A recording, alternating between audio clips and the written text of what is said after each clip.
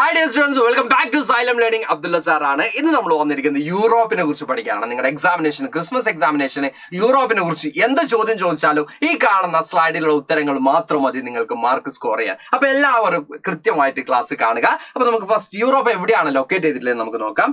Atlantic ഓഷ്യനും ഏഷ്യയ്ക്കും ഇടയിലായിട്ടാണ് എന്ത് സ്ഥിതി ചെയ്യുന്നത്? യൂറോപ്പ് സ്ഥിതി ചെയ്യുന്നത് എന്നുള്ളതാണ് ഫസ്റ്റ് പോയിന്റ് എന്ന് പറയുന്നത്. അറ്റ്ലാന്റിക് സമുദ്രത്തിനും ഏഷ്യ വൻകരയ്ക്കും ഇടയിലായിട്ടാണ് എന്ത് സ്ഥിതി ചെയ്യുന്നത്? യൂറോപ്പ് സ്ഥിതി ചെയ്യുന്നത് എന്നുള്ളതാണ് നമ്മുടെ ഫസ്റ്റ് പോയിന്റ്. നമ്മുടെ രണ്ടാമത്തെ പോയിന്റ് എന്ന് പറയുന്നത് ഇത് 6th സൈസ് ആണ്. യൂറോപ്പ് എന്ന് പറയുന്നത് വൻകര എത്രാം സ്ഥാനത്താണ്? വലിപ്പത്തിൽ 6ാം സ്ഥാനത്താണ്. 6th സൈസ് ആണ്. എന്താ പറയുക, സൈസിന്റെ കാര്യത്തിൽ നമുക്ക് എത്രാം സ്ഥാനമാണ് കൊടുക്കാൻ പറ്റുന്നത്? 6ാം സ്ഥാനം മാത്രമാണ് യൂറോപ്പിന് കൊടുക്കാൻ പറ്റുന്നത്. അതേസമയം തന്നെ ഒരു പോയിന്റ് കൂടി മക്കൾക്ക് ഇവിടെ തന്നെ സാർ ആഡ് ചെയ്തിടാം. It is a third most populated continent.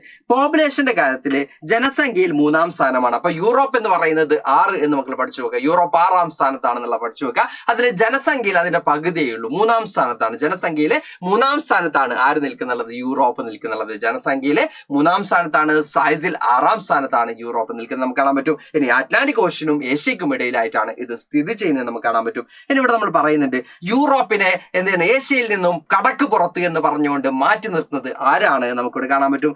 ഉരാൽ mountain ranges ആണ്. ഉരാൽ മൗണ്ടെയിൻ റേഞ്ചസ് ആണ് യൂറോപ്പിനെ ഏഷ്യയിൽ നിന്നും സെപ്പറേറ്റ് ആക്കുന്നത്. യൂറോപ്പിനെ ഏഷ്യയിൽ നിന്നും വേർതിരിക്കുന്ന ആരാണ്? യുറാൽ പർവ്വതനിരയാണ് യൂറോപ്പിനെ ഏഷ്യയിൽ നിന്നും വേർതിരിക്കുന്നത് നമുക്ക് കാണാൻ പറ്റും. ദെൻ ദ ലാസ്റ്റ് പോയിന്റ് നമുക്ക് കാണാൻ പറ്റുന്നത് southern Europe enjoys moderate heat and called. നമുക്ക് കാണാൻ പറ്റും സൗതേൺ പാർട്ടിൽ, യൂറോപ്പിന്റെ സൗതേൺ പാർട്ടിലാണെങ്കിൽ നമുക്ക് എന്ത് കാണാൻ പറ്റും? മോഡറേറ്റ് ആയിട്ടുള്ള മിതമായിട്ടുള്ള ചൂടും തണുപ്പുമാണ് നമുക്ക് എക്സ്പീരിയൻസ് ചെയ്യുന്നെങ്കിൽ നോർത്തേൺ പാർട്ടിലേക്ക് പോകുന്ന സമയത്ത് സിവിയർ കോൾഡ് ആണ്. എന്താ പറയാ, അതിഭയങ്കരമായിട്ടുള്ള അതികഠിനമായിട്ടുള്ള തണുപ്പാണ് യൂറോപ്പിൽ കാണാൻ പറ്റുന്നത്. അപ്പോൾ സൗതേൺ പാർട്ടിൽ നമുക്ക് കാണാൻ പറ്റും മോഡറേറ്റ് ആയിട്ടുള്ള മിതമായിട്ടുള്ള ചൂടും തണുപ്പുമാണ്.